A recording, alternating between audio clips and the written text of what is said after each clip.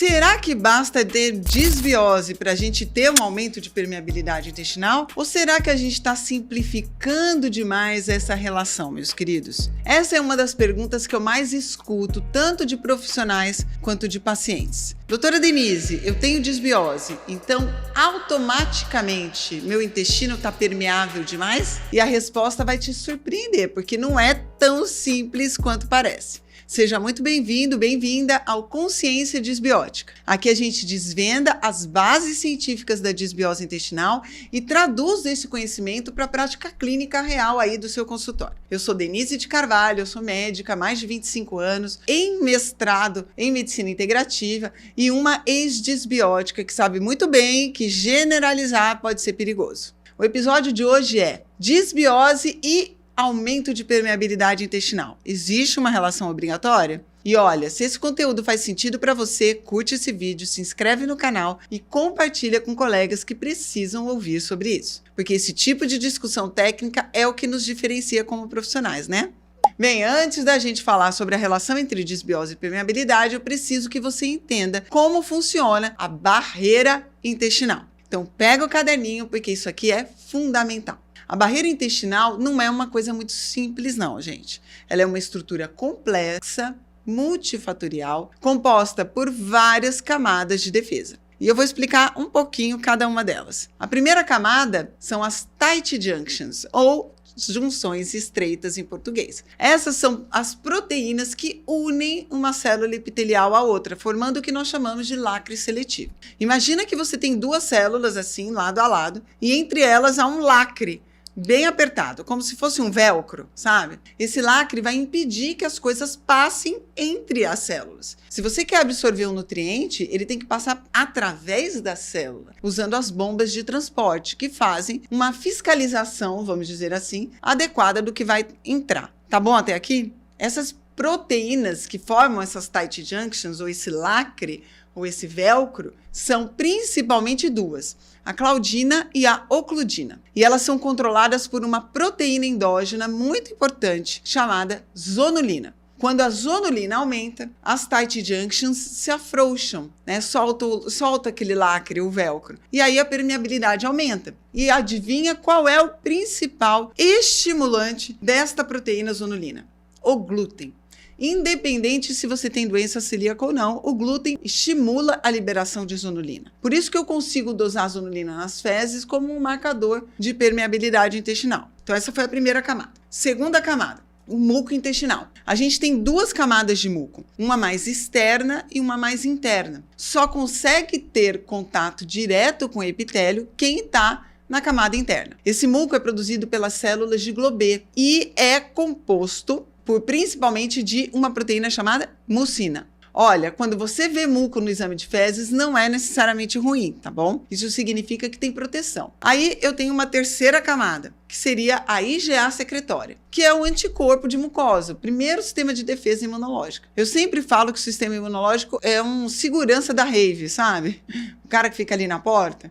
O IgA é, vamos dizer, o spray de pimenta. Tá? É uma defesa rápida, inespecífica, mas que ajuda demais. E a gente tem uma quarta camada, que são proteínas antimicrobianas, que vão ajudar a controlar a população microbiana que está em contato com a mucosa. E por fim, a gente tem células de defesa, que são células plasmáticas, linfócitos intraepiteliais, as células dendríticas, os macrófagos. Esses são seguranças propriamente dito da festa, tá? Então olha só. Para ter um intestino permeável, eu preciso que várias dessas camadas estejam comprometidas. Não basta só uma falhar. É como um condomínio seguro. Você vai ter um porteiro, uma câmera, cerca elétrica, alarme. Para um ladrão entrar, muitas coisas têm que falhar ao mesmo tempo, né? Agora vamos ao ponto central. Desbiose causa aumento da permeabilidade intestinal? E a resposta é: nem sempre. Desbiose é um fator de risco, não uma certeza. E aqui está a grande diferença que eu preciso que vocês entendam. Um artigo importante publicado por Camilleri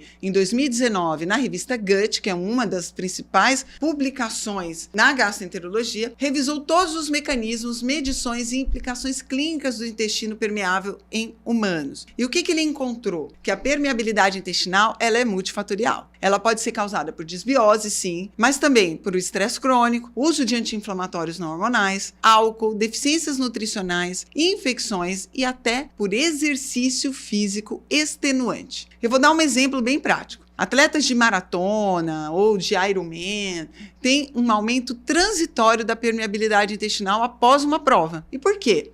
Por hipóxia da mucosa, por isquemia. Não tem nada a ver com desbiose. É um aumento transitório causado pelo esforço físico extremo. Outro exemplo, pacientes internados em UTI, em choque séptico ou hipovolêmico, têm isquemia de mucosa e aumento de permeabilidade. Por isso que pode acontecer, né? Translocação bacteriana nesses pacientes, levando a uma peritonite espontânea. Não é desbiose. Até podem ter a desbiose, né? Mas não necessariamente é essa desbiose que causou isso, tá? Mas sim, a desbiose pode levar, sim, ao intestino permeável. E eu vou explicar como. Um estudo publicado por Biscoff e colaboradores em 2014 na BMC Gastroenterology mostrou que a microbiota saudável é responsável pela maturação dos mecanismos de defesa que asseguram a manutenção da permeabilidade saudável. Ou seja, quando eu tenho uma microbiota equilibrada, ela protege a barreira. Quando eu tenho desbiose, essa proteção vai diminuir. A desbiose está diretamente relacionada ao aumento da permeabilidade intestinal e às respostas inflamatórias assim desencadeadas. Mas aqui vem, vamos dizer, um pulo do gato.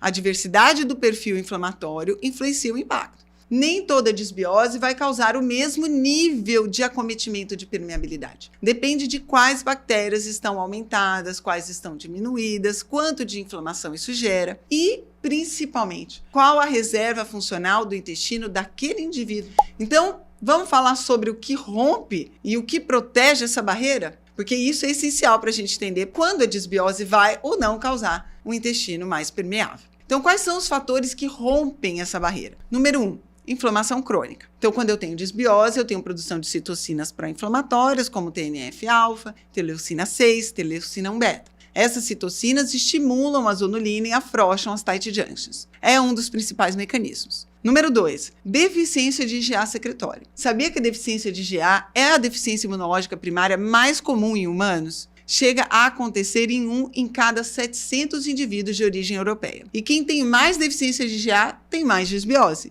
e, portanto, mais permeabilidade intestinal. É um ciclo vicioso. Número 3, redução do muco. Condições que reduzem a produção de muco, como a própria desbiose, facilitam o contato direto de bactérias com o epitélio, aumentando a permeabilidade intestinal. Número 4, glúten e emulsificantes alimentares. Como eu já falei, glúten estimula a zonulina, mas não é só ele. Emulsificantes como o polissorbato 80, que está presente em muitos alimentos ultraprocessados, também estimulam zonulina. Além disso, estresse crônico também estimula a zonulina por isquemia de mucosa. Então aqui, até agora, a gente falou dos fatores que rompem a permeabilidade. E os fatores que protegem a permeabilidade? Número 1, butirato. Esse é o grande herói da história, meus queridos. O butirato é o ácido gráfico cadeia curta produzido por bactérias benéficas quando elas fermentam fibras. E o que o butirato faz? Ele é o principal nutriente do colonócito, da célula do cólon. Fortalece as tight junctions e reduz a inflamação. Estimula ainda a produção de muco. É o principal fator de proteção da barreira intestinal.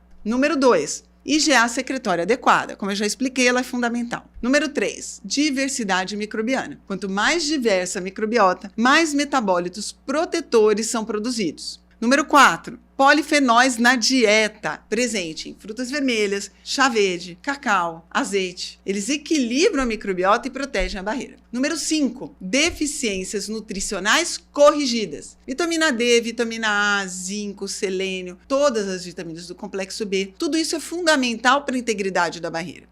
Um artigo fascinante, publicado em 2017 na Frontiers in Immunology, mostrou que o intestino permeável funciona como um sinal de perigo para doenças autoimunes. Ou seja, quando eu tenho intestino permeável, eu permito que antígenos que não deveriam entrar na circulação entrem e isso pode desencadear ou perpetuar processos autoimunes. Mas o interessante que eles mostraram nesse artigo é que nem todo desbiótico desenvolve autoimunidade. Depende de fatores genéticos, do tipo de antígeno que passa e da reserva imunológica. Nós vamos voltar aqui à analogia do condomínio, tá? Desbiose é como ter vizinho barulhento e desorganizado. Isso aumenta o risco da segurança do condomínio, mas não significa necessariamente que vai ter assalto. Para ter assalto, o porteiro tem que dormir, a câmera tem que estar quebrada, a cerca, né, do prédio tem que estar sem energia. Bem, agora a parte básica. Quando que eu suspeito de intestino permeável na clínica? Existem alguns sinais que me fazem pensar. Olha, esse paciente pode ter mais do que só uma disbiose. Pode ter aumento da permeabilidade também. Número 1. Uma fadiga pós-prandial. Sabe aquela pessoa que come e fica exausta, com sono, com névoa mental, né? Que pode ser uma hipoglicemia reativa, né? Ao que você comeu. Mas isso pode indicar também que antígenos alimentares mal digeridos estão passando pela barreira e gerando uma resposta inflamatória. Número 2. Reações alimentares múltiplas. Quando o paciente diz, doutor, eu não tolero mais nada. Tudo que eu como me faz mal. Isso é um sinal de alerta muito forte. Provavelmente a barreira intestinal está comprometida e ele está desenvolvendo sensibilidades alimentares secundárias. Número 3, névoa mental e dificuldade de concentração, mesmo não estando no momento da refeição, especialmente quando associada a sintomas intestinais. Isso pode indicar que está havendo a passagem de lipopolissacárides para a circulação sanguínea, causando neuroinflamação. Número 4, manifestações extraintestinais de inflamação. Urticária recorrente, dor articular sem causa definida, sintomas autoimunes, alterações de pele. E número 5, história do uso crônico de anti-inflamatórios não hormonais ou inibidores da produção de ácido gástrico. Esses medicamentos são conhecidos por aumentar a tendência à permeabilidade intestinal. E agora sobre exames. Eu posso dosar zonulina fecal, por exemplo, né? Se ela está aumentada, normalmente acima de 80, é um indicativo de que há aumento de permeabilidade. Mas atenção, zonulina aumentada não fecha o diagnóstico de intestino permeável sozinha. Ela é uma pista, não uma certeza. Existem outros marcadores, como os lipopolissacárides sanguíneos, a calprotectina fecal e testes respiratórios. Mas todos eles são ferramentas de apoio, não diagnóstico definitivo. O diagnóstico de intestino permeável, assim como da disbiose, é fundamentalmente clínico. Os exames ajudam, mas não substituem o seu raciocínio. Então vamos falar sobre quando vale investigar essa permeabilidade e quando não vale. Vale investigar quando o paciente tem disbiose confirmada e sintomas sistêmicos que não melhoram só com o tratamento da disbiose. A história de múltiplas sensibilidades alimentares, sintomas extraintestinais importantes, como autoimunidade, manifestações neurológicas, alterações de pele, uma falha terapêutica repetida em tratamentos bem conduzidos. E não vale investigar quando o paciente tem sintomas leves, responde bem ao tratamento básico de disbiose, não há sintomas sistêmicos expressivos e o foco deveria estar em outras investigações que são mais urgentes. E aqui vai uma coisa importante que eu sempre falo para os meus alunos. Não adianta você ficar obcecado em fechar a barreira se você não cuidou do terreno biológico. E o que isso vai significar? Significa que de nada adianta eu dar glutamina, zinco, vitamina A. Já estou dando dica do que trata essa permeabilidade, hein? Probióticos, se o paciente continua comendo ultraprocessados, tomando anti-inflamatório não hormonal todo dia, vivendo em estresse crônico. Eu tenho que trabalhar no terreno, não só na parede danificada. O tratamento da permeabilidade intestinal passa por tratar a disbiose quando presente, reduzir a inflamação, dieta anti-inflamatória, correção de deficiências, fornecer substratos para o reparo, como glutamina, butirato, que pode ser suplementado pela tributirina, polifenóis, vitamina A e zinco. Precisa ainda modular o sistema imunológico, eventualmente com probióticos, com IgA, tá? Do colostro, por exemplo, e ainda remover agressores. Glúten, quando necessário, cuidado em remover o glúten sem fazer teste para doença celíaca, emulsificantes, álcool e anti-inflamatórios não hormonais. Mas tudo isso tem que ser individualizado, tá? Não existe um protocolo pronto. E, para fechar, vamos recapitular os pontos principais. Pega o caderninho aí de novo. Primeiro, a barreira intestinal não é uma coisa simples. Ela é composta por tight junctions, muco, IgA secretória, proteínas antimicrobianas e células de defesa. É um sistema complexo e redundante. Segundo, disbiose não é sinônimo de intestino permeável. É um fator de risco, com certeza, mas não é uma certeza de que há intestino permeável. A relação entre as duas questões é real, mas não é obrigatória. Terceiro, fatores que rompem a barreira incluem inflamação crônica, deficiência de IgA, glúten, emulsificantes e estresse. Fatores que protegem incluem o butirato, a diversidade microbiana, polifenóis e nutrientes adequados. Quarto, os sintomas clínicos que me fazem suspeitar incluem fadiga pós-prandial, reações alimentares múltiplas, névoa mental e sintomas extraintestinais, como doenças autoimunes. Exames como zonulina são pistas, não diagnósticos definitivos. Quinto, o tratamento passa por cuidar do terreno biológico, não só da parede que danificou. Remover agressores, tratar desbiose, fornecer substratos de reparo e modular a imunidade. E vou deixar vocês com uma metáfora que resume tudo isso. Desbiose é como uma lente de aumento. Ela pode fragilizar a barreira, ela aumenta o risco, ela torna tudo mais vulnerável, mas ela sozinha não rompe a barreira intestinal. Para a barreira ser rompida, precisam ter múltiplos fatores confluindo ao mesmo tempo. E para essa barreira ser reparada, a gente precisa cuidar de todos esses fatores, não só de um fator. Então, meus queridos, o recado que eu deixo hoje é: não simplifiquem a relação entre desbiose e permeabilidade intestinal. Ela existe, sim, ela é importante, mas ela não é automática. Cada paciente é único, cada terreno é diferente, e isso é o que faz a medicina funcional uma arte e uma ciência tão bonita e tudo ao mesmo tempo. Se esse conteúdo fez sentido para você, curte o vídeo, comenta aqui embaixo suas dúvidas ou experiências clínicas, se inscreve no canal e compartilha com colegas da área, porque discussões técnicas de qualidade como essa nos tornam profissionais melhores, não é mesmo? Um beijo no coração de cada um e até o próximo episódio do Consciência Disbiótica. Mamãe ama vocês.